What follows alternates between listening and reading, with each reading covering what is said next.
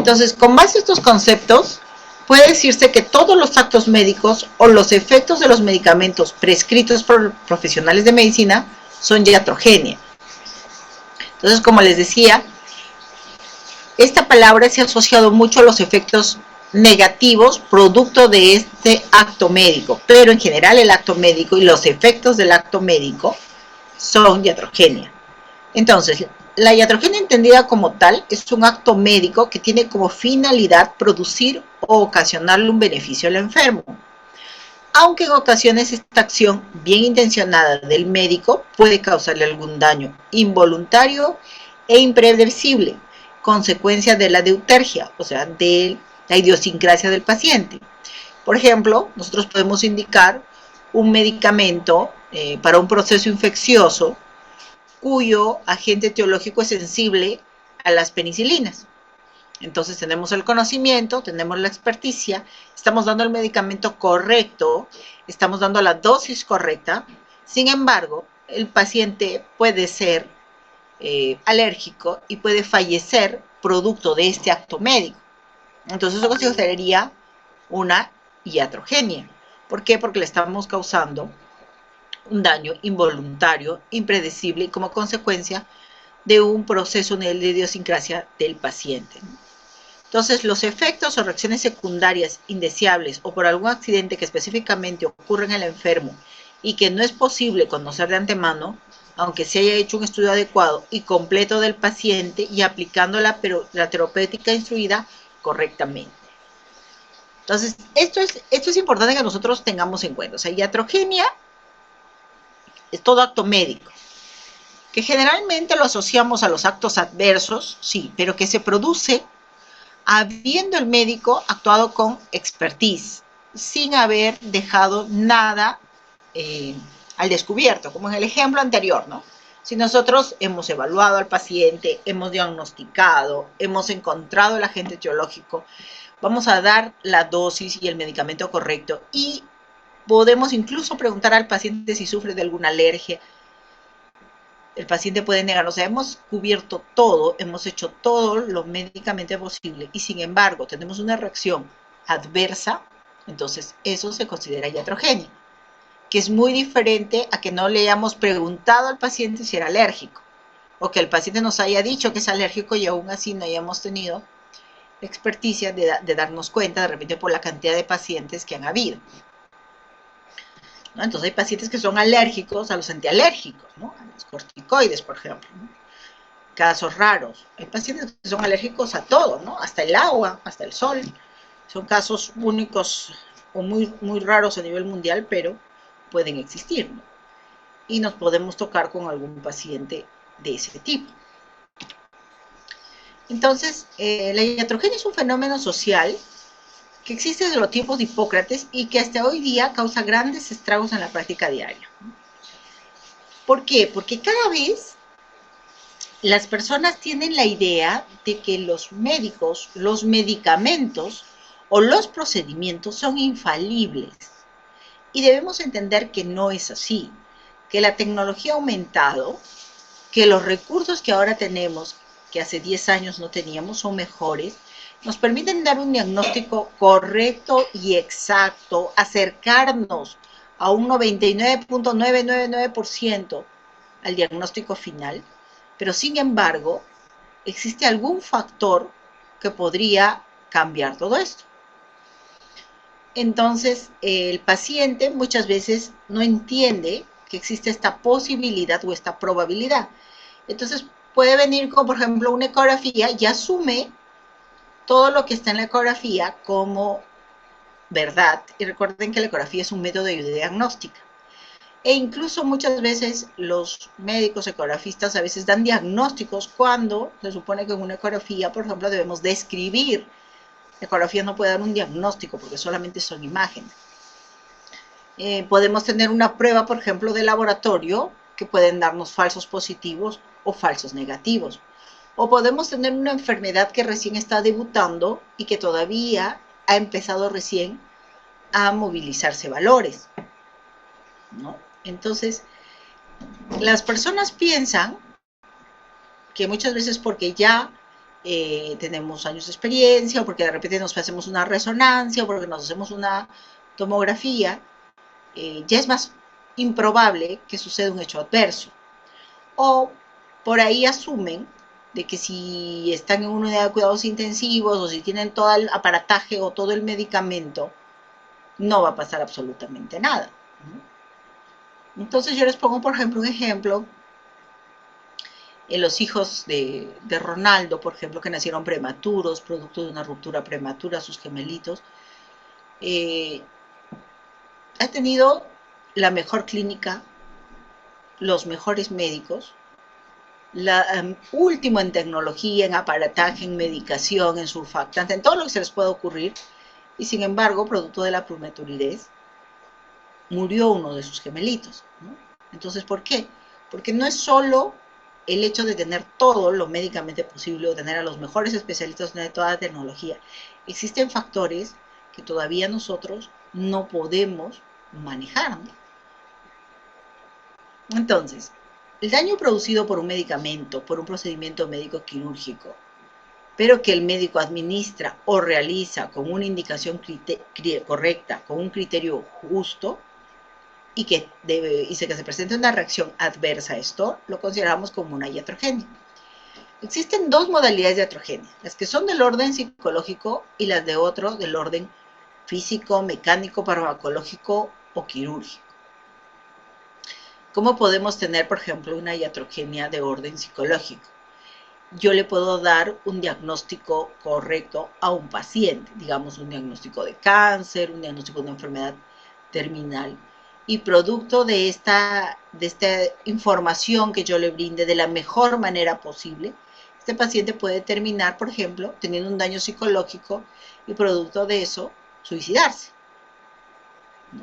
Entonces, pero en este caso no se actuó mal, se dio el diagnóstico correcto porque las personas tienen derecho a su diagnóstico. Es como el paciente reaccionó ante una noticia que nosotros le hemos dado. Entonces ahí tenemos las iatrogenias de orden psicológico y las de orden físico. Por ejemplo, algún procedimiento que nosotros hagamos, algún medicamento que nosotros hagamos, o un procedimiento que a pesar de que hemos usado toda la tecnología, a pesar de que hemos usado la técnica quirúrgica, a pesar de que hemos usado todos los pasos necesarios que se necesita, puede ser que el producto o las complicaciones se nos presenten. Y eso se considera una iatrogenia. Existe, como les había dicho, una tendencia en los profesionales y ciudadanos a sobreestimar los beneficios y subestimar los riesgos de la tecnología médica y de las intervenciones sanitarias. Entonces, todo el mundo quiere hacerse una resonancia, pero ustedes saben que hay incluso niños que fallecen o personas adultas que fallecen por el contraste que se administra muchas veces para hacer una resonancia. Y hace poco, por ejemplo, veía que a veces asumen, por ejemplo, de que es un buen profesional, pero de nunca haber tenido complicaciones, al no tener los aparatajes, pues fallecen, ¿no? Y es lo que más sucede a veces con las cirugías plásticas, por ejemplo, ¿no?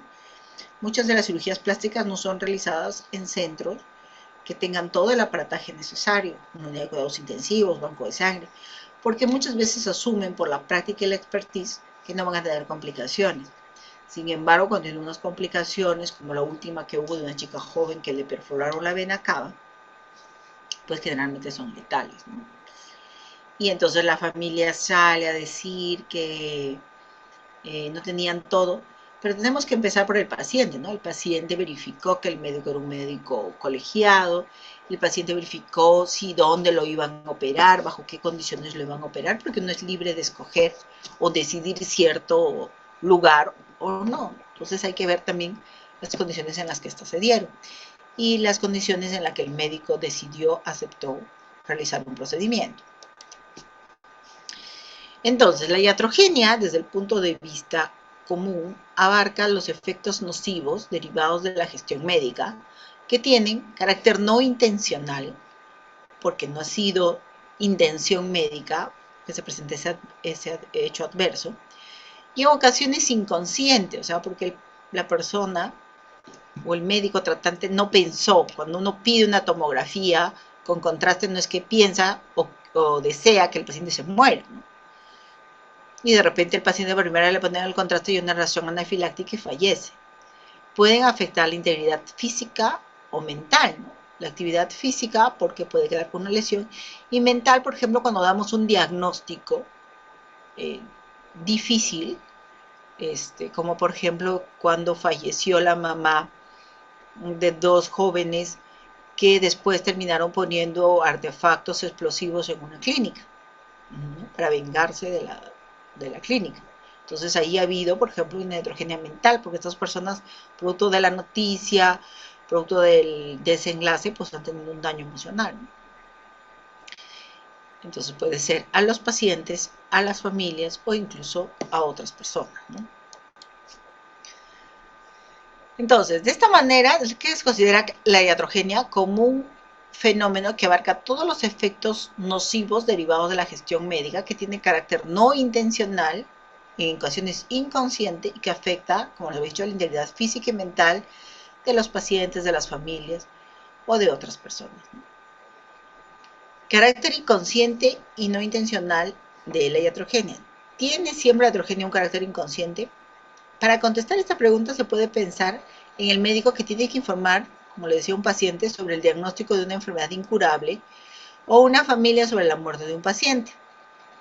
El facultativo está consciente de que ocasionará un daño con la noticia que debe transmitir, pero esto es inevitable, pues tiene que dar la información por dolorosa que sea. Lo que sí está claro es que nunca tiene la intención de dañar, no hay un carácter involuntario, es un carácter involuntario. Porque si así fuera, no sería iatrogenia, ¿no? O sea, si yo le voy a dar una noticia para lesionarlos, entonces ya no es una iatrogenia. Pero sí tenemos, por ejemplo, que informar que de repente una persona muy querida, un hijo, falleció, ¿no?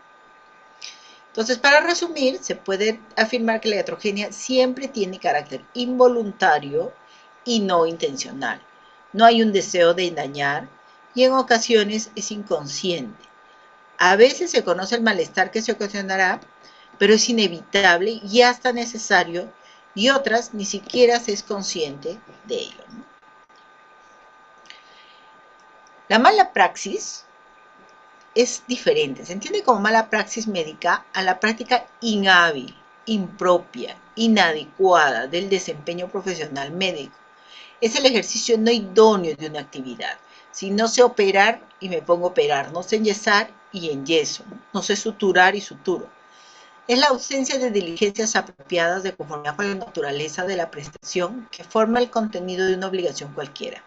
En la mala praxis pueden estar presentes la impericia, la imprudencia y la negligencia, ¿no? Entonces, un ejemplo de mala praxis sería exponer al paciente al reconocimiento de varios especialistas o realizarle exámenes innecesarios sabiendo que no los necesita, por ejemplo, solo para ganar dinero, como les había puesto en algún momento esos ejemplos, donde las pacientes hacen Papa Nicolau, colposcopías, biopsias, cauterizaciones, conos, y muchas veces no son necesarias. O realizar una técnica invasiva riesgosa sin tener el pleno dominio de esta, ¿no? Querer hacer un procedimiento, de repente colocar una vía central, algo sin tener los conocimientos respectivos, ¿no? Estos conceptos que se asemejan porque en ambos se produce un efecto nocivo físico y psíquico por parte del equipo de salud sobre el paciente, la familia u otras personas cercanas sin intención de dañar. ¿En qué se diferencia? Se entiende como dispraxis médica o mala práctica un daño que el médico ocasiona como consecuencia de una acción equivocada, mal empleo de su técnica, impericia o desconocimiento, en tanto que la iatrogenia es consecuencia o el efecto negativo de una acción correcta, adecuada e indicada. Entonces, es la diferencia en iatrogenia y mala práctica. Mala praxis es cuando hacemos las cosas sin... Podemos tener la mejor intención, podemos tener el deseo de no hacer daño, pero si no sabemos o no conocemos la técnica o queremos hacer un procedimiento con desconocimiento, eso se llama mala praxis. Entonces, diferencias entre iatrogenia y mala praxis es: la iatrogenia se cumple con la ética profesional. En la mala praxis va en contra de la ética profesional. En la iatrogenia hay buen empleo de la técnica. En la mala praxis hay mal empleo de la técnica. Iatrogenia hay pericia y conocimiento. El acto es valorado como bueno y ejecutado de forma correcta y responsable. Se identifica en el paciente a través de alguna alteración. No tiene implicancias legales, porque si nosotros nos vamos a las guías, a los protocolos, entonces tenemos todo que dice que para tal acción teníamos que hacer tal procedimiento, teníamos que indicar tal medicamento, teníamos que hacer tal técnica quirúrgica y se debió actuar de esta manera y nosotros cumplimos con todo lo que se debió hacer. Entonces no tenemos por qué tener implicancias legales, porque ya no depende de nosotros el efecto nocivo que pueda tener una técnica o un medicamento. En cambio, la mala praxis, sí hay un mal empleo de la técnica, hay impericia y desconocimiento, el acto es valorado como malo y ejecutado de forma incorrecta y negligente. Se identifica en el médico o equipo de salud y tiene implicancias legales. La mala praxis sí tiene implicancias legales. Entonces, si yo tengo una paciente que le indico algún procedimiento de forma correcta, con un buen diagnóstico, se pidió todo y el resultado no fue el esperado, pues es ante una iatrogenia. Si yo quiero hacer algo que no domino, que no conozco, que no estoy entrenado, que de repente lo hago porque el paciente no amerita ese procedimiento, pero de repente me va a dar una repercusión económica. Entonces eso sí es una mala praxis y eso sí tiene implicancias legales. En el caso de ginecología, lo más frecuente que vamos a tener son las fístulas vesicovaginales, las fístulas vesicouterinas, las fístulas rectales, que pueden ser hacia vestíbulo, que pueden ser a vagina, que pueden ser a cúpula vaginal, ¿no?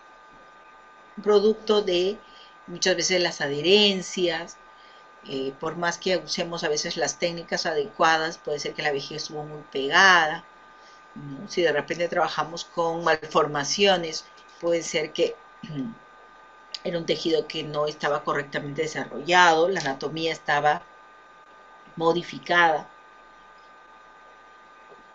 y producto de eso podemos tener una fístula. Podemos tener una fístula vesicuterina, una fístula vesicovaginal, una fístula uretrovaginal, una fístula rectovaginal. Ambas muy frecuentes en todo lo que son cirugías ginecológicas.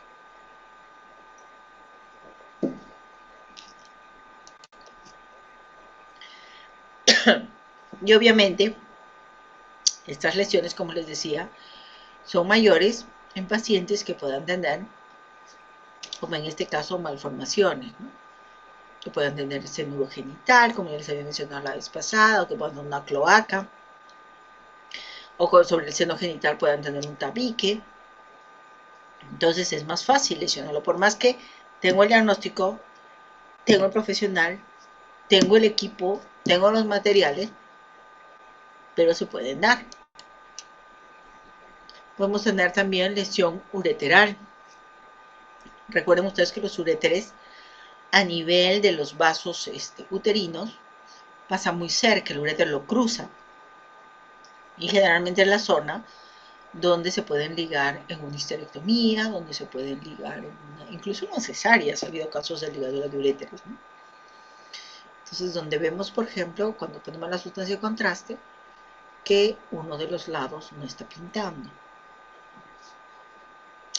Eso también es muy frecuente, ¿no? Lesiones de vejiga también. Casi todos los ginecólogos saben suturar vejiga, porque la vejiga es muy noble, ¿no? Se puede coser con cualquier tipo de sutura, se puede coser de cualquier manera, o en algunos casos incluso hasta se puede dejar abierto con una buena sonda y unos buenos drenes, y la vejiga tiende a recuperarse muy rápido. En cambio el intestino no,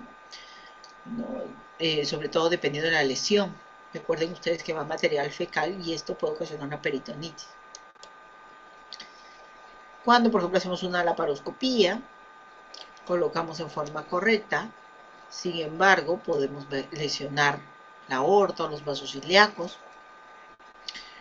De repente la pared abdominal ofrece mayor resistencia o es más profunda, o de repente el arco es mucho más salido. Son variantes anatómicas. Recuerden ustedes que el primer trocar que ven en el ombligo es un trocar que se coloca a ciegas, ¿no? Entonces podría haber una adherencia, podría haber una lesión vascular. Podemos colocar un medicamento correcto, y así como imagen de acá, el medicamento correcto en las manos correctas, con la indicación correcta, podría convertirse en un arma letal. No es raro, en algún momento he visto o escuchado de pacientes que han venido, por ejemplo, por una crisis de asma, les han indicado hidrocortisona y fallecieron por la hidrocortisona, ¿no? Casos raros, idiosincráticos, pero que se pueden dar. Entonces indicamos un medicamento, indicamos, por ejemplo, hierro endovenoso para una anemia severa y el paciente termina enronchándose, ¿no?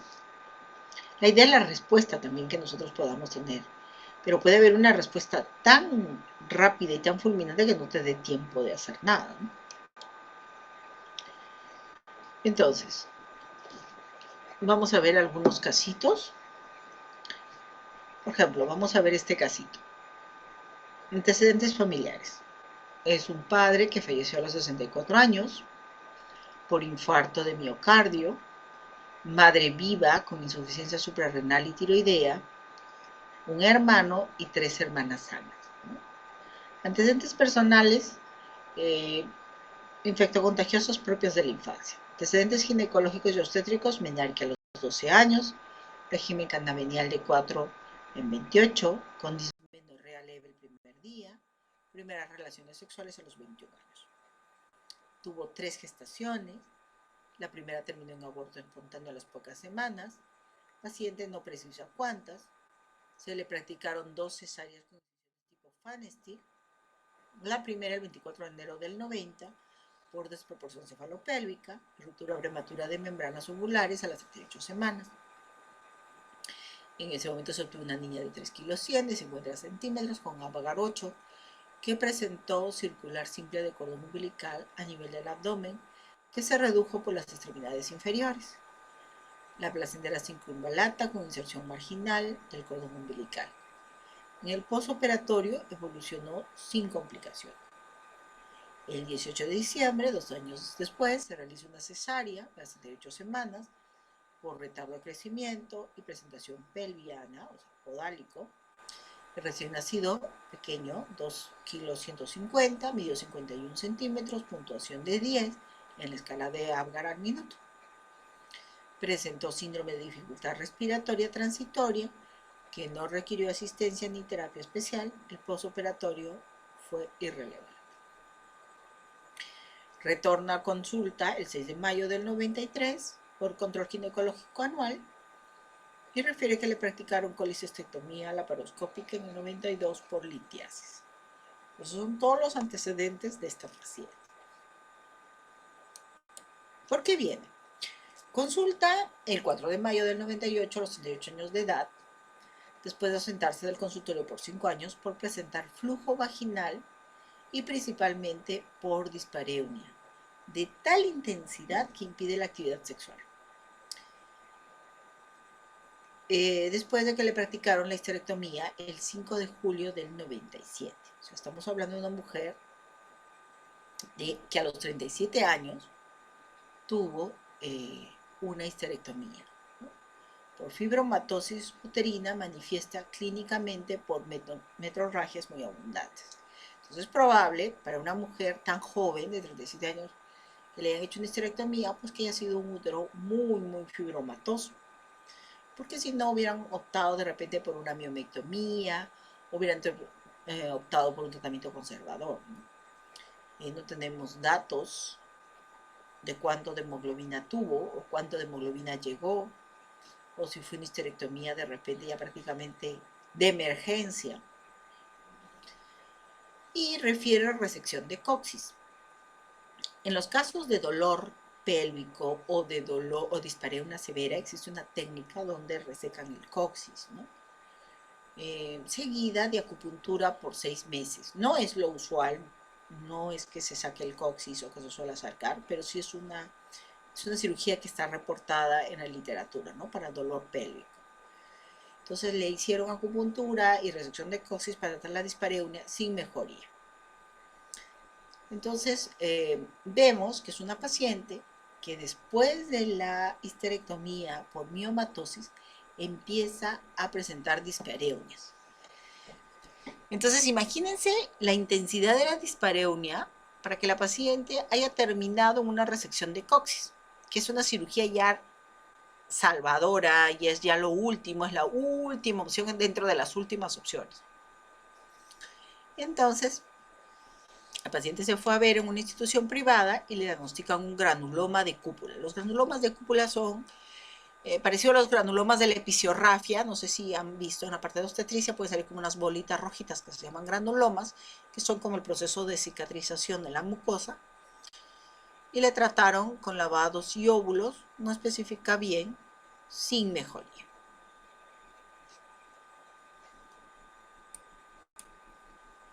Entonces, ¿qué se le hace? Le hacen una colposcopía y encuentran una lesión de 6 por 3 centímetros que no parecía un granuloma. ¿Y qué es lo que hacen? Bueno, si ven una lesión que no parece un granuloma, pues lo biopsian, ¿no? Porque puede ser pues, una tumoración, una lesión maligna. Y llega la patología y se reporta fragmento de mucosa tubárica con inflamación crónica. Se trata de una mucosa frondosa revestida por epitelio tipo tubárico y un infiltrado mononuclear en el corium. No hay evidencia de malignidad. O sea, ¿qué es lo que encuentran? Encuentran un fragmento de trompa. Recuerden que se hizo una histerectomía a los 37. Entonces, lo más probable es que ya salga solo el útero. Algunos médicos suelen sacar las trompas también. Y algunos dejan las trompas, ¿no? Lo ideal es tratar de dejar solamente los ovarios, ¿no? Entonces, confirmado el diagnóstico, se procedió a la resección de la ampolla tubárica bajo anestesia epidural y electrofulguración del sitio de resección. El estudio histológico confirmó el diagnóstico preoperatorio. La paciente evolucionó satisfactoriamente. El último control fue el 31 de marzo del 2003. La paciente está sintomática, su actividad sexual mejoró y la citología vaginal y mamográfica no revelaron patologías. O sea, se le fue el dolor. Entonces, el origen de la sintomatología, dispareunia y flujo de la paciente, se debía al prolapso de la ampolla tubárica hacia la vagina. Pero sobre su causa solo podemos especular, ¿no? ¿Por qué? Porque mejoró cuando se retiró esa trompa. Una de las hipótesis, ¿por qué se produjo? Porque hay dos técnicas que se usan para suturar cúpula. Personalmente yo suelo suturar totalmente la cúpula, la cierro toda, ¿no? Es el muñón que queda de la vagina, es la punta de la vagina. Pero cuando yo empecé a hacer la especialidad, se dejaba una orlita, como un huequito. ¿Cuál es la función de ese huequito? Que por ahí drenen los coágulos, que se puedan formar, ¿no? O si es que, por ejemplo, hubiera un absceso, tengo una zona de drenaje. Pero en realidad, pues cuando hacemos la cúpula, si es que hay algún proceso infeccioso, por la misma cúpula puede drenar, así esté cerrada. Entonces, una de las hipótesis podría ser que se dejó parcialmente o totalmente la cúpula sin cierre del peritoneo pélvico u oclusión suficiente del mismo, o sea que dejaron la cúpula muy abierta o no peritonizaron. Otro factor en el origen de la presente patología, otra posibilidad tal vez menos factible, es que el pabellón tubárico se haya incluido en la sutura de la cúpula vaginal. Al momento de coser, cosieron la trompa hacia la cúpula.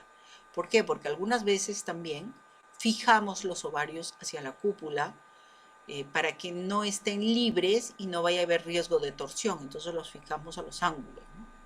Y puede ser que ahí al momento de fijarlos se haya suturado la trompa. Entonces, es importante notar que los tratamientos al paciente no tuvieron mejoría, ni los lavados, ni los óvulos vaginales, hasta la extirpación del coxis y acupuntura fueron iatrogénicas.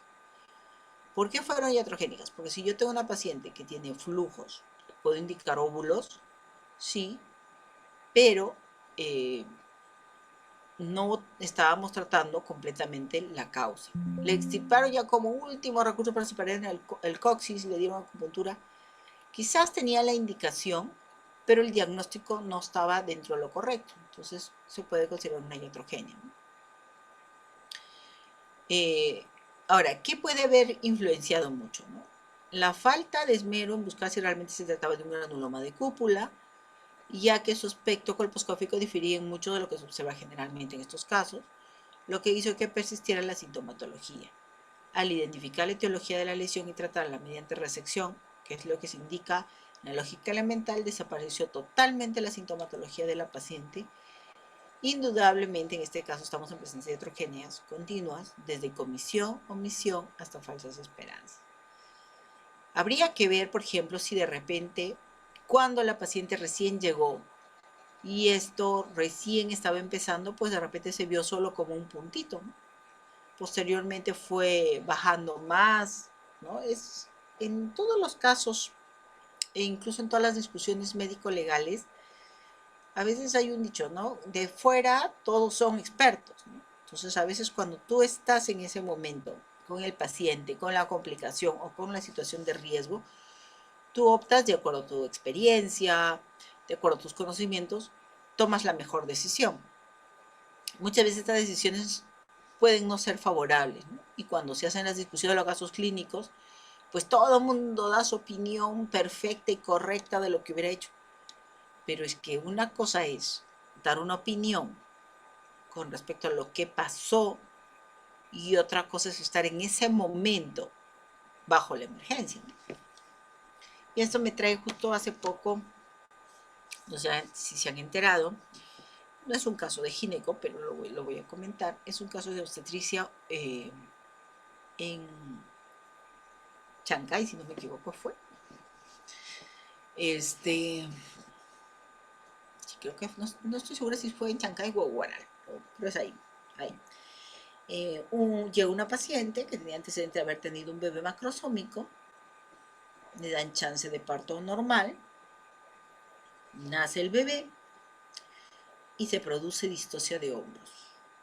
Entonces, en la distocia de hombros, muchas veces fracturando, se puede lograr sacar, ¿no? Se reduce el diámetro biacromial y se logra sacar.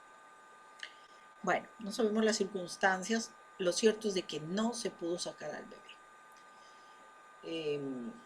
Refieren que el bebé falleció y no lo podían sacar.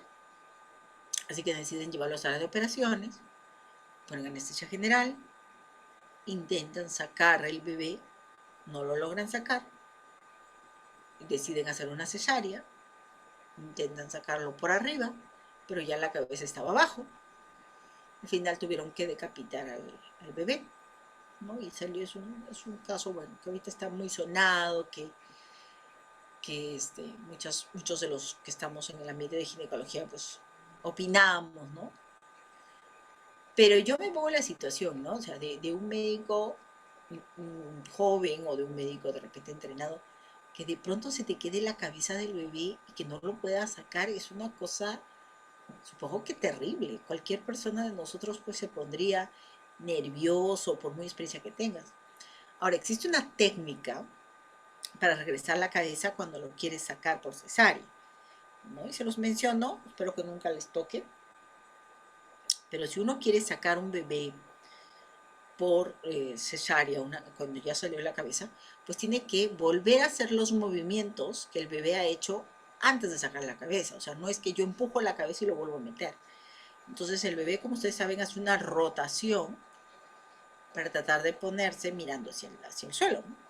Entonces nosotros tenemos que contrarrotarlo y luego regresarlo al útero.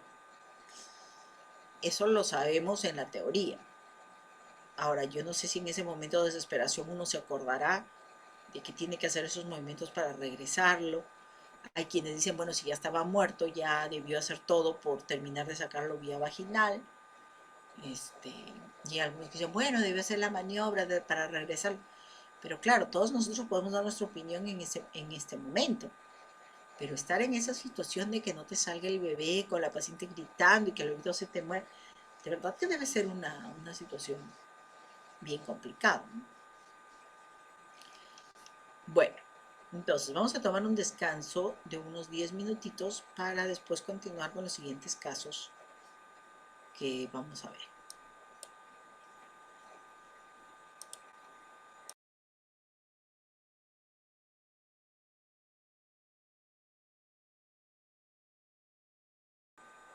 Vamos a ver. Entonces vamos a ver este otro caso, ¿ya? Paciente de 43 años que presenta como antecedentes obstétricos los partos eutóxicos, como antecedentes personales obesidad y CA de cervix escamoso infiltrante, diagnosticado el 2009. Fue intervenida quirúrgicamente de esta patología, realizándosele biopsia selectiva de ganglio centinela, con resultado positivo, por lo que se procedió a linfadenectomía paraórtica y pélvica bilateral, con pexia ovárica bilateral y conservación de útero in situ por estadio 2B. Recuerden que el estadio 2B es el estadio que se ha prolongado más allá del cuello del útero, pero sin salir de la cavidad pélvica. Esto lo vimos la vez pasada. Entonces, el examen anatomopatológico concluyó la afectación de 2 ganglios ilíacos izquierdos. O sea, estamos hablando de un N2, ¿cierto? Se complementó con tratamiento adyuvante con quimioterapia y radioterapia externa y braquiterapia concomitante, presentando un cuadro de radiodermitis infecciosa tardía que persistió ingreso y desarrolló linfedema crónico de extremidad inferior derecha. Entonces, una paciente que ya se sometió a quimio, radioterapia y braquiterapia, ¿no?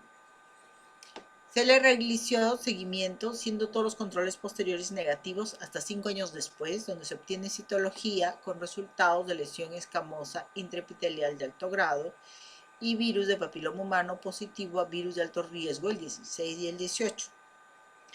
Se decide nuevo control en 3 meses con citología con resultado de lesión escamosa intraepitelial de alto grado, toma de biopsias múltiples de ectocervix con diagnóstico de lesión escamosa intraepitelial de alto grado, NIC1, y legrado endocervical con fragmentos de lesión escamosa intraepitelial de bajo grado, NIC1. Se solicitan como pruebas complementarias radiografía de tórax, resonancia, abdominopélvica, mamografía, análisis de marcadores tumorales y tomografía por emisión de positrones, el PET-TAC, siendo negativas todas ellas. Ante los resultados, se decide realizar rescate quirúrgico con histerectomía total simple vía abdominal. El estudio anatomopatológico informa de lesión escamosa intraepitelial de alto grado, NIC2, NIC3, a nivel de toda la circunferencia ectoendocervical sin afectación de extremos quirúrgicos. El postoperatorio transcurre con buena evolución, recibiendo el alta al 5º día. Al mes de la intervención quirúrgica, presenta un cuadro de trombosis venosa profunda en la extremidad inferior derecha, que precisa ingreso, resolviéndose satisfactoriamente. El último control citológico de cúpula vaginal a los 5 meses post cirugía informa de células escamosas atípicas de significado incierto. Ascos. A los 6 meses acude al servicio de urgencia y obstetricia de ginecología por leucorrea sanguinolenta de 3 días de evolución con ligero prurito y sensación de bulto en genitales. Refiere que en los días previos, durante la relación sexual, tuvo dolor intenso y brusco con marcado manchado genital posterior, o sea, un sangrado, ¿no? Entonces, a la exploración se aprecian los genitales externos normales, vagina con efectos de radioterapia, o sea, es una vagina seca, es una vagina muchas veces es inequia, es una vagina muy estable. Leucorrea específica con restos hemáticos escasos y lesión exofítica lisa, indurada, sangrante al roce de aproximadamente 5 centímetros que asoma por introito. Al tacto vaginal ocupa toda la vagina, ¿no? Entonces vemos esta lesión que impresiona polipoidea, ¿no? Exofítica y sangrante, ¿no? Colocamos el espéculo y vemos una lesión que está saliendo de la cúpula vaginal.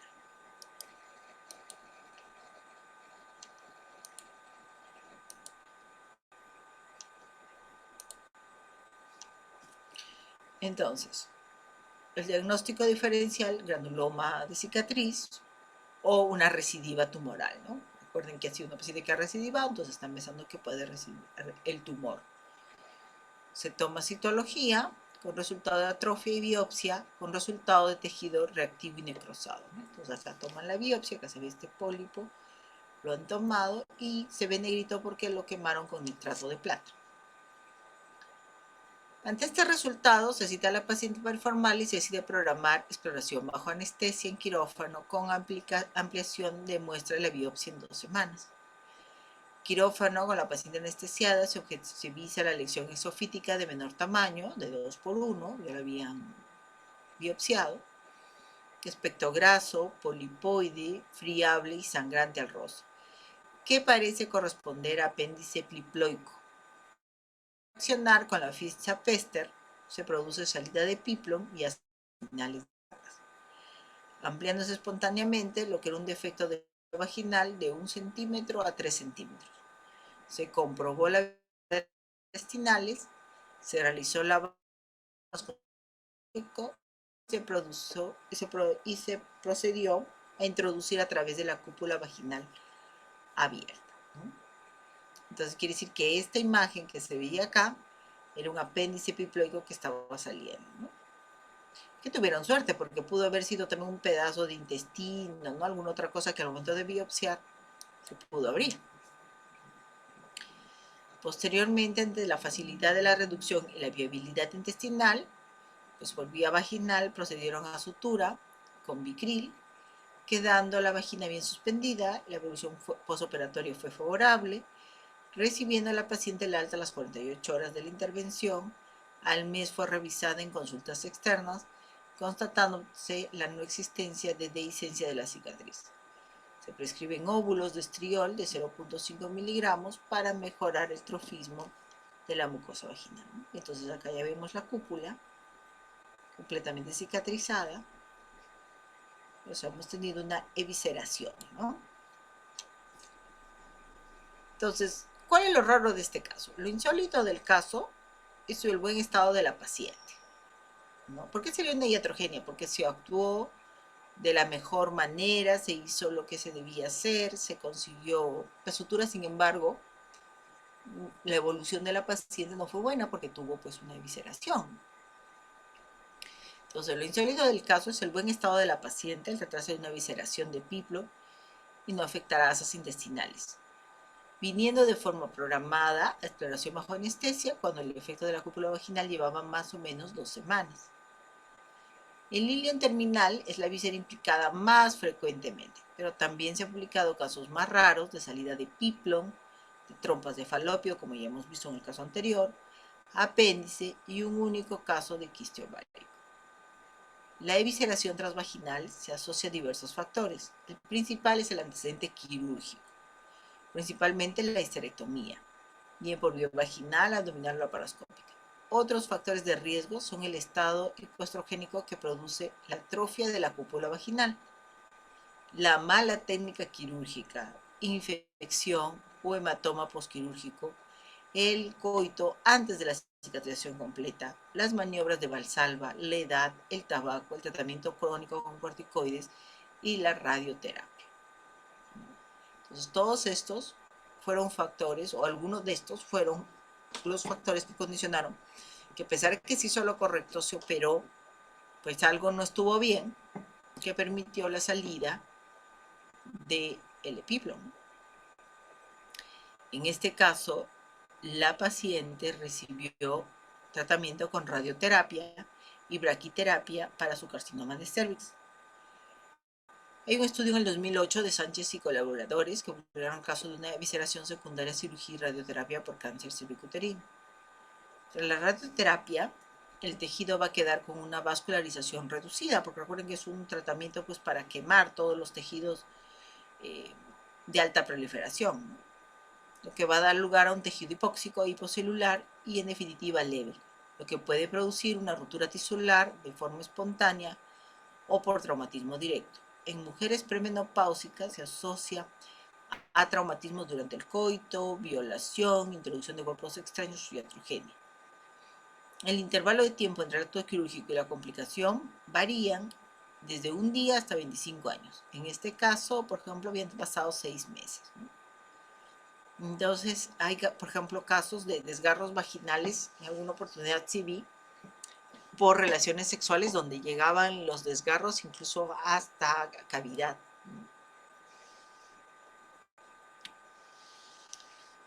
Este es otro caso clínico. Es una mujer de 46 años con antecedentes de endometriosis ovárica, a quien le practicaron una histerectomía abdominal con doble anestectomía por endometriosis, ¿no? Se le sacaron los 2 ovarios porque se puede hacer salpingoforectomía unilateral también. 45 días antes de acudir a consulta remitida por el ginecólogo por presentar desde el posoperatorio, o sea, desde que se operó, dolor continuo en la región ilíaca y sacra derecha, que mejoraba con antiinflamatorios, y le piden una ecografía y observan una discreta ectasia renal, o sea, una dilatación renal. A la exploración, el paciente tenía dolor, ofensa a la palpación profunda de la fosa lumbar derecha y dolor a la percusión, y palpación de la fosa lumbar izquierda, sugestivo de patología retroperitoneal.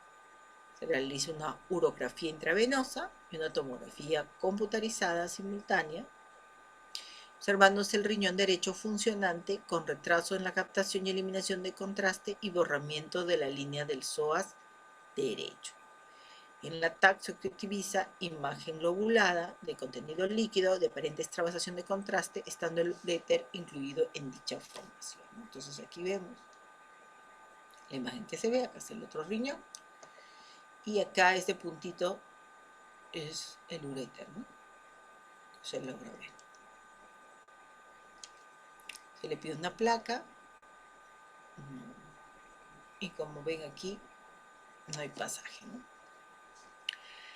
Con el diagnóstico de urinoma por ligadura o sección de uréter derecho y tras el estudio preoperatorio se realiza vía ilíaca, uterolisis y exéresis de urinoma con anastomosis terminal de uréter tras refrescamiento de los bordes y liberación de ambos extremos.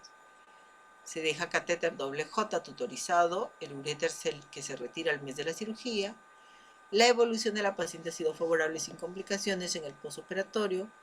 Al control del año de la intervención se objetiviza buena función renal con la normalidad de la vía urinaria. Pues como ya habíamos dicho, las lesiones ureterales ocurren tras una gran variedad de procedimientos ginecológicos, urológicos, vasculares o de cirugía general. En el caso de los ginecólogos, muy asociado a la histerectomía, siendo el 80% de las lesiones de uréter secundarias a cirugía y solo un 20% secundarias a traumatismo externo.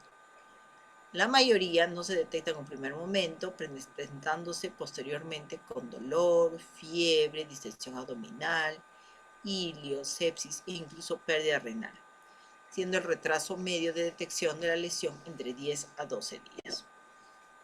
El dolor en flanco y la fiebre son los síntomas más frecuentes de dolor ureteral, siendo un 30% de las lesiones asintomáticas. La tendencia actual defiende la reparación precoz, excepto en casos de fístulas complejas o secundarias a radioterapia. Entonces, las lesiones ureterales son las más frecuentes cuando tenemos cirugías complejas o cuando, por ejemplo, hacemos histerectomías laparoscópicas, ¿no?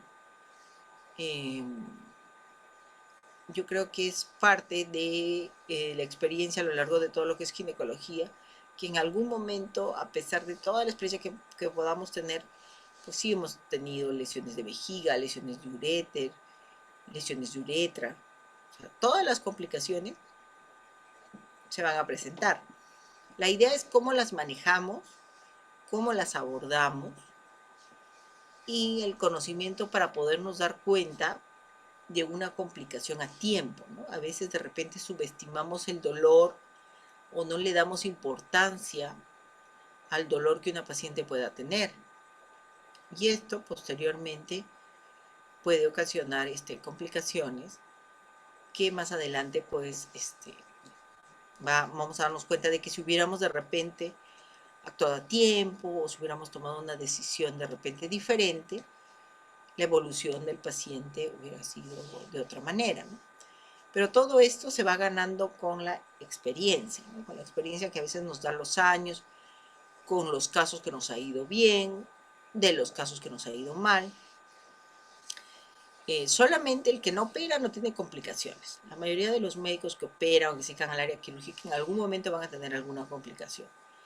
Y parte del hecho de aprender a resolver las complicaciones es el hecho de que te tiene que pasar, ¿no? Y entonces aprendes qué es lo que debiste hacer en un momento, qué es lo que debiste mejorar, cuál fue el error que tuviste, de qué manera debiste haber afrontado la situación, ¿no? Por ejemplo, yo tuve el caso de una paciente que le hice, cuando recién empezaba la carrera, una histerectomía laparoscópica. Entonces, durante la histerectomía laparoscópica, empezó a sangrar uno de los vasos uterinos. Ya se había hecho la histerectomía y empezó a sangrar. Uno revisa los muñones y empezó a sangrar. Se quemó. Y cuando uno quema, a veces el bipolar bota como unas chispitas, ¿no? Entonces, se quemó, hubo como unas chispitas que salieron, pero no fue nada importante. Bueno, el postoperatorio fue bien, perfecto, todo bien, la paciente evolucionó bien. Más o menos a los 20 días exactamente, la paciente viene porque empieza a eliminar orina por la cúpula vaginal.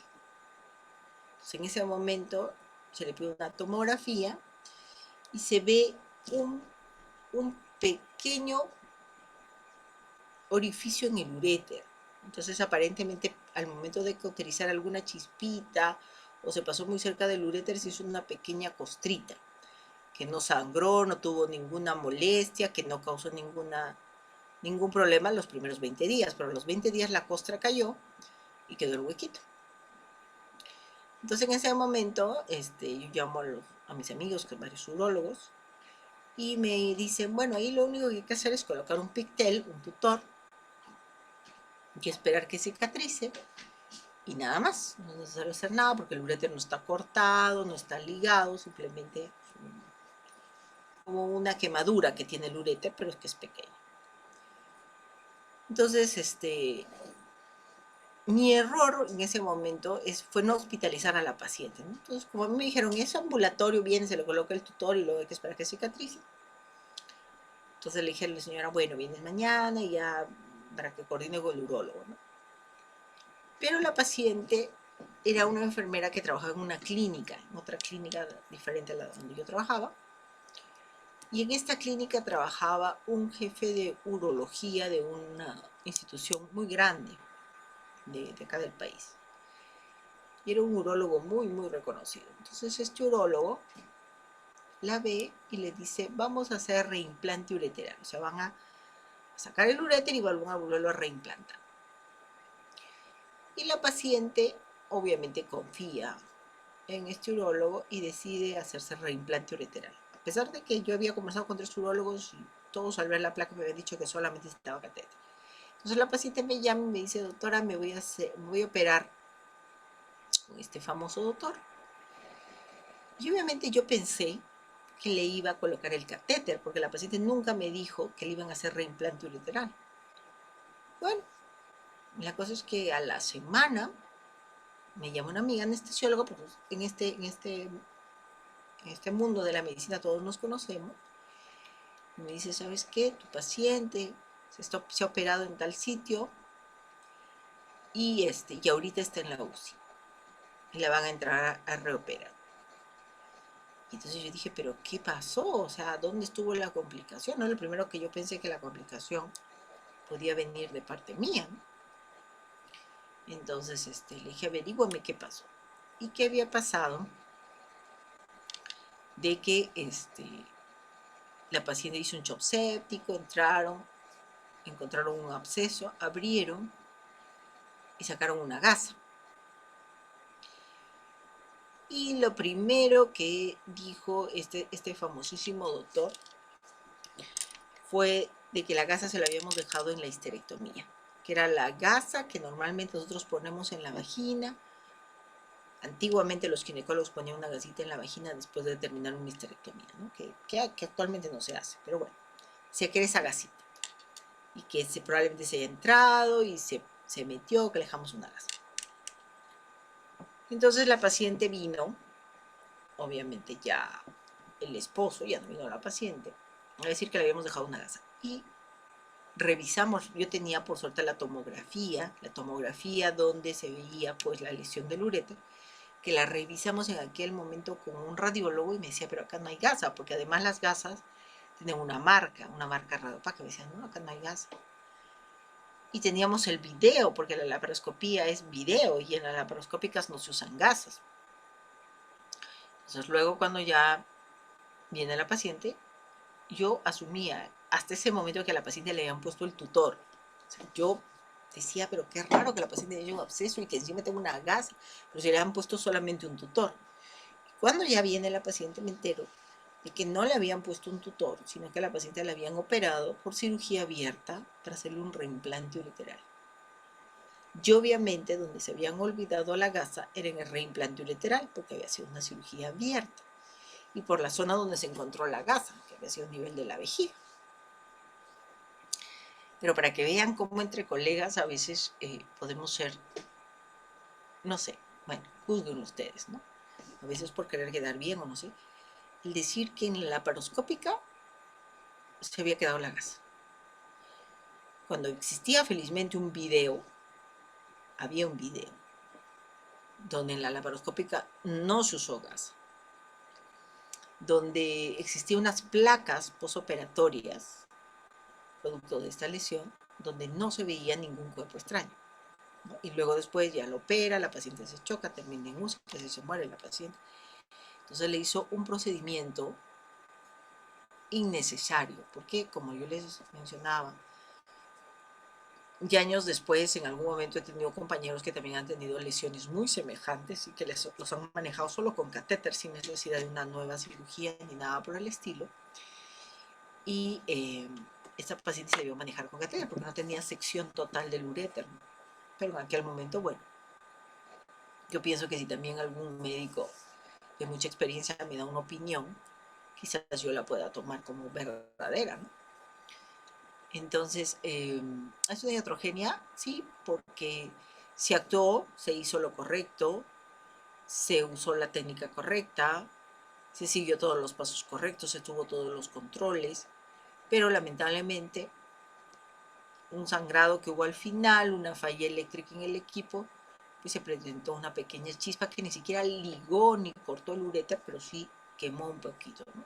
Entonces se causó un daño producto de una cirugía, pero luego ya vino no solamente ese caso, sino que lo que vino después, que fue el reimplante ureteral, que luego fue la gasa que se quedó, luego la que se terminó en UCI, o sea, todo lo que vino después y la mala ética profesional de no aceptar, ¿no? Porque uno tiene que aceptar si en algún momento puede pasarte que no contaron bien, ¿no? Porque tampoco no quiere decir que el médico le dejó la gasa a propósito, ¿no?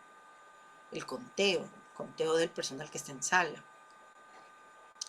Y se vio en el video porque el drenaje del absceso, ya cuando entró a UCI la paciente, el drenaje lo hicieron los cirujanos y lo hicieron laparoscópico y se veía cómo salía una gasa que no tenía marca. Entonces también fue otra prueba porque todas las gasas tenían marca, ¿no? Entonces, a raíz de eso, pues bueno, todo quedó ahí, de que no se había dejado la gasa y se pudo comprobar porque las gasas tenían marca, ¿no? Y el esposo, nunca me voy a olvidar, ¿no? Que decía, bueno, ahí entran a hablar los auditores, ¿no? Que decía, bueno, entonces usted me está diciendo que la gasa se la dejaron en el otro lugar, ¿no? Y ahí yo escuché pues al auditor que le decía, bueno, yo no le puedo decir que la gasa se la han dejado en el otro lugar, lo que yo le puedo decir es de que aquí no se la han dejado. Claro, porque nosotros no podemos inferir. Lo más obvio era eso, ¿no? Pero nosotros simplemente hablamos de la parte que nos corresponde. Entonces ese, por ejemplo, es un caso que me pasó hace muchos, muchos años, que me sirvió de experiencia, por ejemplo, en el hecho de que yo debí hospitalizar en ese momento a la paciente, porque la paciente estaba tan bien, pero debí hospitalizarla, no debí dejar que se fuera. Y pienso que a la paciente le hubiera ido bien si le cateterizaban, estaba con su catéter un mes, y se solucionaba el problema y no pasaba todo lo que pasó, ¿no? Entonces, experiencia, fue una cosa muy difícil, pero aprendes, ¿no? Aprendes de los buenos y de las malas cosas también, ¿no? Yo creo que más de las malas. Bueno, existe la parte que es bioética en ginecología, ¿no? En 1952, en la Convención de los Derechos Políticos de la Mujer, la Declaración sobre la Eliminación de la Discriminación Política de la Mujer, la evolución social y el papel jugado por la mujer en la sociedad industrial llevan a considerar el desempeño común de la mujer al igual que los varones. Entonces, ¿qué pasa esto? Todas estas cosas han condicionado una garantía de independización moral que se extiende a las relaciones sexuales. Por ejemplo, despenalizando el adulterio femenino. Antes era, bueno, aún ahora existen círculos donde, y lo vemos en la televisión, por ejemplo, el adulterio femenino es un poco más mal visto que el adulterio masculino, ¿no? Y tenemos, por ejemplo, los artistas, ¿no? Los artistas estos de farándula, ¿no? De cómo se ha tratado, por ejemplo, el caso específico de la actriz, ¿no? Y de los conductores, ¿no? La manera diferente de repente en que se ha visto, ¿no? Mientras en unos hasta los chistes eran diferentes, en el caso de los varones como que se ensalzaban. Pero bueno, esto está cambiando porque antes era mucho peor, ¿no? Entonces, actualmente se condena la violencia sexual, de la cual obviamente la mujer era en su mayoría víctima. La revolución tecnológica en las relaciones humanas se verificó también en las relaciones sexuales de la pareja, que antes estaban sometidas a las leyes naturales con fines generadores. Es decir, antes, si una pareja quería tener hijos, pues tenía que ser lo más natural o fisiológico posible. Pero la ingeniería genética admite hoy tener un hijo mediante una fecundación artificial, y así una mujer virgen, una mujer sin relaciones sexuales, puede tener un hijo. Una mujer casada puede quedar encinta o embarazada del semen del marido o del esposo sin la relación sexual, ¿no? Una vez yo vi el caso de una paciente que el esposo quedó en silla de ruedas y le hacían electroestimulación con ondas para que logre una eyaculación y poder inseminar a la esposa, y que quede embarazada de este varón que estaba en silla de ruedas, ¿no? Sin función completa, ¿no? Entonces ya no es necesario tener una relación sexual para lograr un embarazo. Una viuda puede estar embarazada con el semen conservado de su esposo difunto. Una pareja de cónyuges puede adoptar un hijo en embrión recurriendo a la donación de semen de un tercero. Un óvulo fecundado puede ser transferido al útero de otra mujer, creando la paradoja real del hijo de dos madres, ¿no? De la madre biológica y de la madre fisiológica, ¿no? La que le da luz.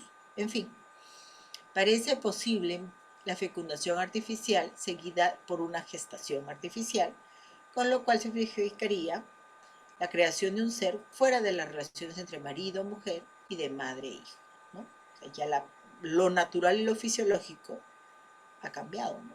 Por eso es que ahora, digamos, hay muchas mujeres que están criopreservando óvulos con la finalidad de embarazarse mucho más tarde, de repente sin necesidad de tener un esposo, aunque éticamente pues existen otros componentes, ¿no? Desde el punto de vista del componente psicosocial de ese niñito.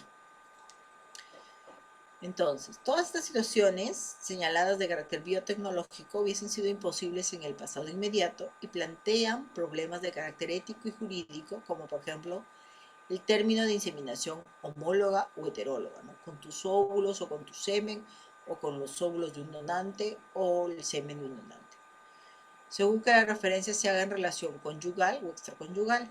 Es evidente que el derecho ha sido superado por el progreso tecnológico. Los esquemas de la estructura familiar resultan inadecuados, el llamado orden natural ha quedado totalmente derrumbado. O sea, si una mujer dona el óvulo que es implantado en el útero de otra mujer o es un útero subrogado, por ejemplo. Yo doy mi óvulo, mi esposo da su espermatozoide y lo ponemos al embrión en el óvulo, en el útero de una paciente, de una persona que decide alojar nuestro embrión y da luz y luego no nos quiere dar al bebé. ¿De quién es el bebé? ¿No? Del que dio los genes, de ella que lo dio a luz. Entonces, todos esos vacíos legales eh, han hecho pues de que ahora se quede totalmente eh, diferente la visión familiar y la visión de la concepción, ¿no? ¿Qué pasa si, por ejemplo, he habido casos, una mujer sale embarazada, por algún motivo se entera quién fue el donante y decide hacer un juicio de alimentos al donante? Porque al fin y al cabo viene a ser el papá. ¿No? Entonces, la bioética ginecológica introduce el concepto de que la perspectiva humanizadora y moral no debieron ser extraginecológicas para una ginecología bien entendida, cuya visión fuera más allá de la anatomía y la patología, el sexo y la genitalidad. Oportuno para comprobar es el estudio de la menopausia, que se presta paradigmáticamente al ejercicio ginecoético. Entonces, ¿qué es la menopausia? La menopausia es la etapa del inicio del envejecimiento de la mujer. Antiguamente las mujeres a los 50 años pues ya se jubilaban, ya eran abuelas, dejaban de trabajar y probablemente a los 55 se morían. Actualmente una mujer de 50 es productiva, es trabajadora, muchas se están volviendo a casar y algunas, mediante técnicas de reproducción, están volviendo a ser mamás. O simplemente hay mujeres que llegan a esta etapa del climaterio y no quieren sentir el proceso propio del envejecimiento. No quieren que se les caiga el pelo, no quieren tener sequedad vaginal, quieren continuar con su vitalidad, quieren continuar con su oportunidad sexual normal. Y entonces viene la terapia de reemplazo hormonal. Ahora, ¿qué tan bioético es retardar o prolongar el inicio del envejecimiento? Entonces ahí viene un problema ético, un problema bioético, en algo tan sencillo como el prolongar el inicio del climaterio. Entonces, está ampliamente aceptada la idea del climaterio como etapa de la vida caracterizada por la declinación de la sexualidad y la reproducción. Eso es lo que dice la literatura. De manera que esa edad medio crítica de la mujer adulta debe inscribirse en la literatura médica de la menopausia, el griego cesación de menstruo o periodo.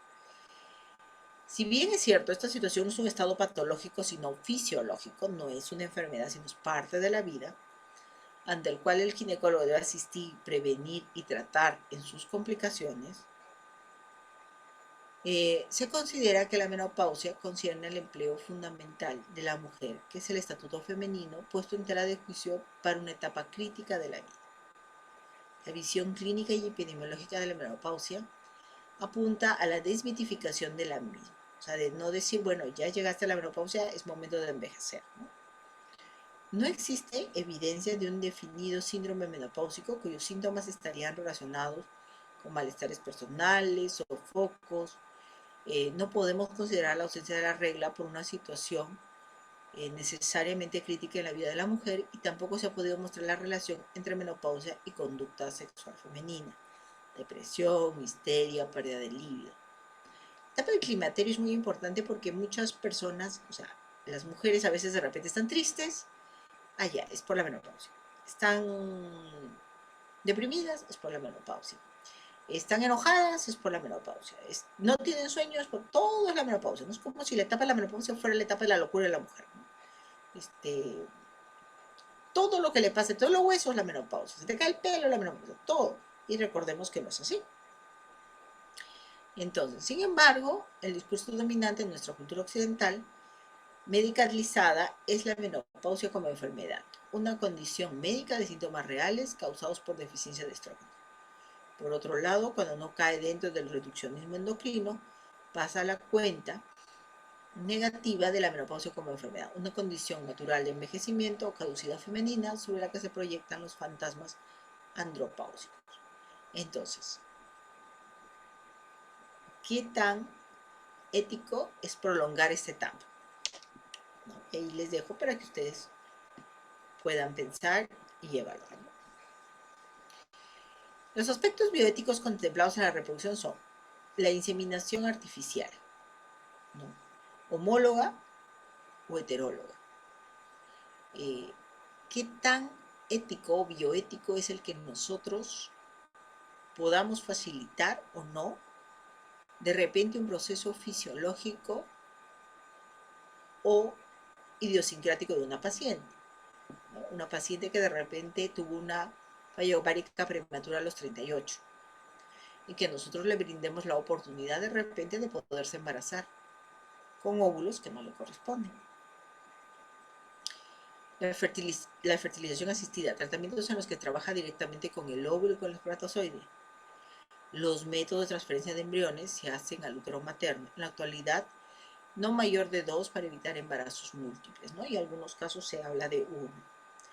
Entonces aquí tenemos un problema que les voy a dejar, que es difícil de responder. No tengo la respuesta. Eso ya dependerá de los conceptos religiosos, morales, éticos que cada uno tenga, ¿no? Nosotros sabemos que la reproducción, que el embarazo tiene un fin dado por algo más allá de lo que nosotros somos o podemos entender, ¿no? Entonces, si queremos verlo desde el punto de vista religioso, es algo que se da entre un hombre y una mujer de manera natural. Entonces, ¿qué tan ético es que nosotros cambiemos esto para hacer que una mujer se embarace de un espermatozoide, porque no sabemos quién es el papá, o que una mujer se embarace de un embrión que genéticamente no es? O sea, eso no es natural.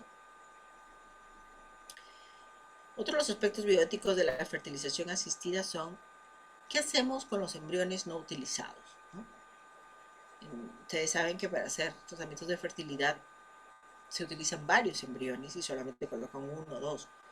Pero puede ser que esta pareja tenga 6, 7, 8 congelados, ¿no? Entonces de repente ya deciden no tener más bebés o se separan, ¿no? Tuve el caso de una paciente que tuvo tratamiento de fertilidad, tuvo embriones y de un momento a otro se separó de su pareja. La pareja se casó con otra persona, tuvo hijos y decidió no autorizar a que ella utilice esos embriones, ¿no? Esos embriones que se hacen, ¿no?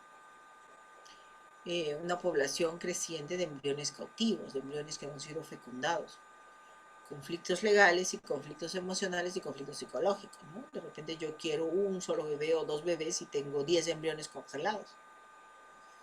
Otros aspectos a considerar: los úteros alquilados o subrogados, la criopreservación de embriones, qué hacer con ellos, el diagnóstico genético preimplantacional, ¿no? ¿Qué pasa, por ejemplo, el caso que tuve de un colega, amigo, que sí que infertilidad, ¿no? Transfirió 2 embriones y uno de los embriones tenía síndrome de Down. Y el reclamo de la mamá era porque le habían transferido un síndrome de Down, ¿no? Entonces, se puede hacer un diagnóstico preimplantacional, ¿no? Pero entonces, esos bebés, ¿cómo quedarían, no? O sea, si yo tengo es como decir, si yo tengo algo que no me gusta, entonces lo descarto. Y estamos hablando de vidas, no estamos hablando de objetos. Los continuos abusos que se han producido en la práctica de la fecundación artificial y el desconcierto entre los derechos y los deberes de este complejo proceso donde intervienen padre y madre biológicos, equipos biomédicos, padre y madres legales, o sea, que son muy diferentes, los padres biológicos y los padres legales, ¿no? Donde existe la posibilidad de hacer contratos de compra-venta de gametos, embriones, útero, ha dado lugar a que en muchos países se ha dado la urgencia de la intervención de los legisladores para deslindar esta situación. En el Perú no es legal el útero subrogado, sin embargo existe.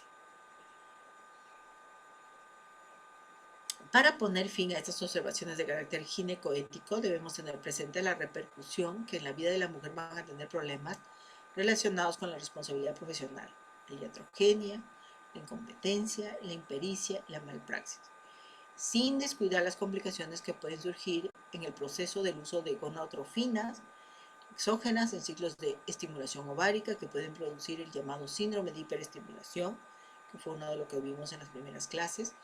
Es una complicación tan severa que puede llegar a la muerte de la paciente. Entonces, y bueno, la cirugía estética no tiene, entre comillas, carácter riesgoso, pero hemos visto cuántos pacientes han fallecido o simplemente no han quedado bien, ¿no? Ustedes pueden ver en muchos artistas que han hecho uso y abuso de la cirugía, cómo han cambiado su rostro, o por ejemplo estas personas que se hacen modificaciones corporales, ¿no? Que ya se pintan hasta los ojos de color, ¿no?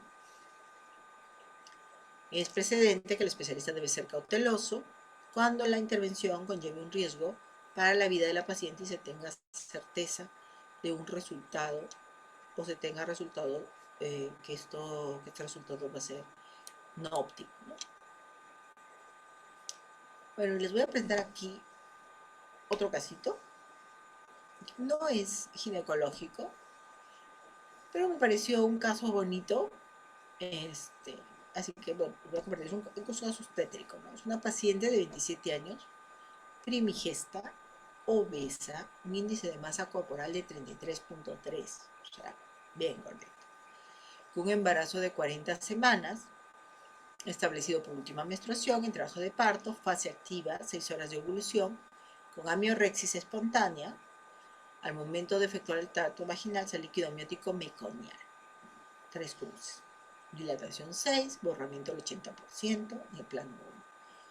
Por lo que se decide efectuar una cirugía de emergencia. El recién nacido pesa 3,300, Apgar 0,68, que no salió tan excelente. El Silvermark en 9 y el líquido amniótico meconial 3 cruces. Requirió maniobras de aspiración traqueal, con reacción satisfactoria en la ejecución de la reanimación neonatal.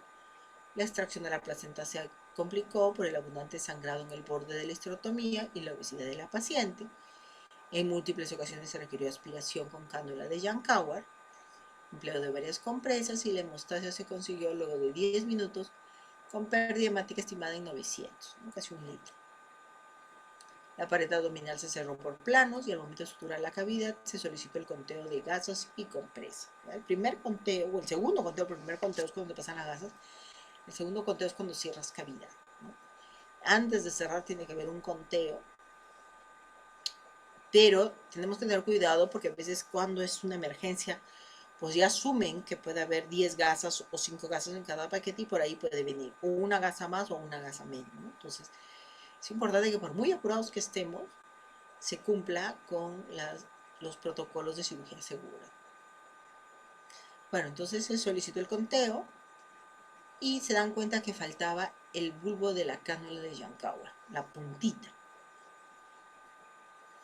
Por lo que se procedió a la búsqueda dentro y fuera del área del campo quirúrgico. Entonces, imagínense, una paciente de 33.3 de masa corporal y de pronto se te pierde una cosita tan chiquita como es la puntita del Yankauer. A ponerse a buscar, ¿no? Para los que alguna vez han entrado o van a entrar a una cesárea de una paciente obesa, a veces tenemos que entrar hasta con 2 ayudantes porque la grasa no te permite sacar al bebé, o sea, lo atrapa, es bien pesado, uno termina con el brazo adolorido, cansado. Al no obtener, bueno, resultados positivos, se decidió cerrar la pared y efectuar el estudio radiológico del abdomen.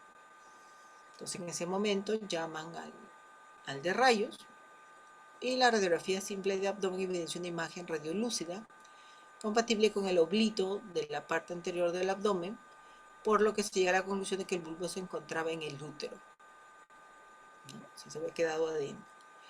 Recuerden que empezó a sangrar, sangró como 900, se efectuó la reapertura de la pared abdominal y posteriormente la histerografía, donde se encontraba alojado el bulbo en la pared posterior del útero.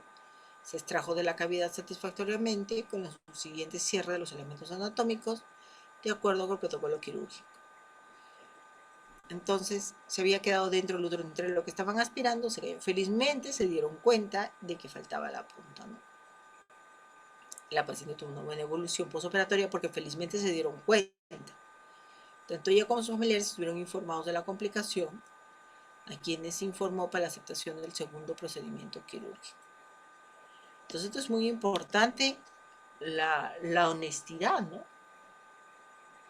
Ahora, acá se ve, esta es la puntita del Yancagua, ¿no? Se había quedado dentro de la cavidad. La radiografía simple de abdomen evidencia una imagen radiolúcida compatible con el oblito de la parte anterior del abdomen, por lo que se llegó a la conclusión de que el bulbo se encontraba en el útero. Oblito es cuerpo extraño.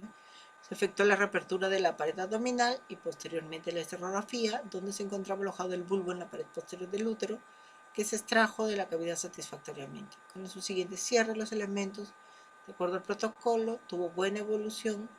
Tanto ella como sus familiares, como les decía, estuvieron informados de la complicación, ¿no?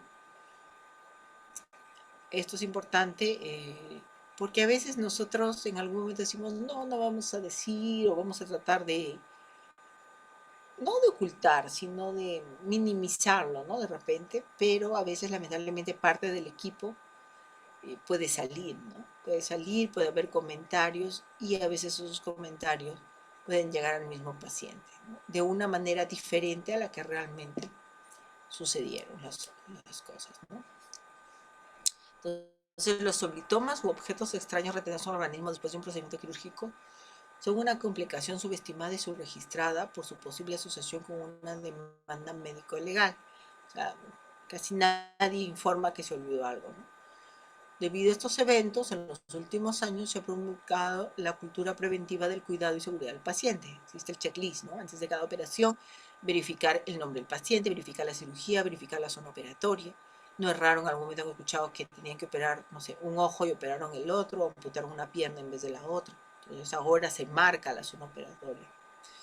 Los oblitomas u objetos extraños retenidos en el abdomen posterior a una cirugía son consecuencia de una iatrogenia que causa morbilidad, dificultad diagnóstica, problemas médicos legales y complicaciones para los pacientes, el médico y la institución hospitalaria. Es una iatrogenia porque no hubo intención, porque la cirugía, todo lo que se tenía que hacer se hizo el recuento y se encontró el cuerpo extraño antes de que cause alguna lesión, pero se considera pues una iatrogenia porque es producto de la cirugía, ¿no?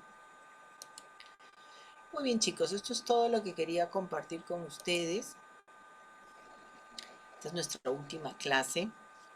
Me hubiera gustado que las clases hubieran sido presenciales para poderlos conocer, para poder interactuar un poco más. Lamentablemente estamos en una situación, bueno, que poco a poco estamos regresando a la normalidad. Espero encontrarme con ustedes en algún momento, de repente en el internado o en algún momento de su carrera y que me digan que en algún momento pues estuvimos presentes y desearles pues todos los éxitos venideros, ¿no? Me va a dar mucho gusto si en alguna oportunidad tengo la oportunidad de operar con alguno de ustedes, ¿no? Hay muchos chicos que están haciendo ahorita su internado de la UPU, en la clínica donde yo trabajo, que es la Good Hope, y bueno, y espero pronto poderlos ver. No sé si hay alguna pregunta.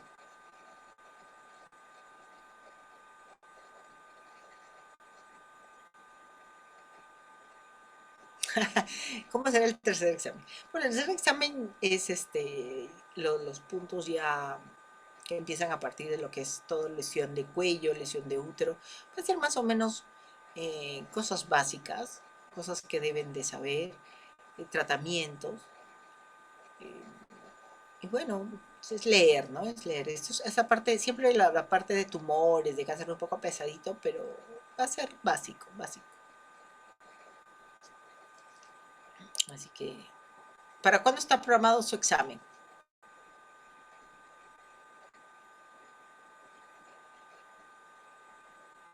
¿Ya les dieron fecha del examen? El otro jueves. Entonces tienen más que suficiente tiempo para estudiar. Eh, Respuestas múltiples, vamos a tener cuidado a ver de poner más conciso para que no se mareen con las preguntas, como en el segundo examen que hubo ahí algunas cosas que se marearon.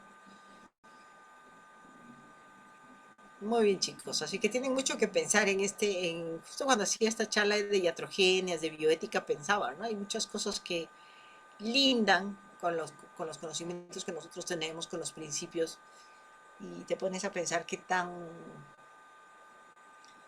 humano, qué tan de Dios es la decisión que puedas tomar en diferentes casos, ¿no? Muy bien, chicos, un gusto haberlos visto, bueno, casi visto, no los he visto, de haber estado con ustedes. Espero que se lleven lo que he podido para transmitirlo. Son temas grandes, siempre está la posibilidad de poder ampliar.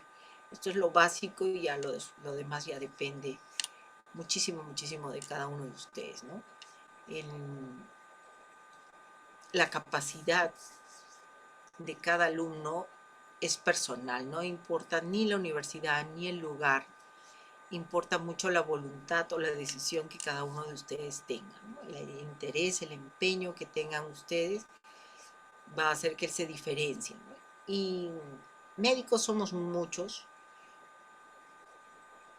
pero la diferencia, el empeño, el amor que le pongan a la profesión hace que se diferencien en el tipo de médico que quieren ser, ¿no? Entonces yo espero encontrarlos muy pronto ya como colegas.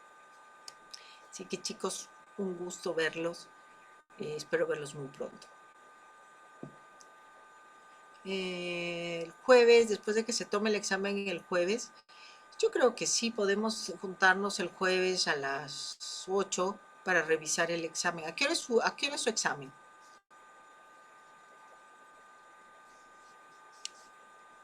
A las 5:30. Ya, yo creo que a las 8 podríamos hacer una revisión del examen, como para ver cuáles son las respuestas, cómo les ha ido. Muy bien, chicos. Entonces nos vemos el jueves para ver cómo les fue. ¿Qué tal salieron en los otros exámenes? ¿Cómo van en los otros exámenes? En el 1 y en el 2. Ay, qué bueno, bien. Bueno, espero que vayan bien para no hacer curva. Muy bien, chicos. Entonces nos estamos viendo el próximo jueves para hacer una pequeña revisión del curso. Cuídense, buenas noches.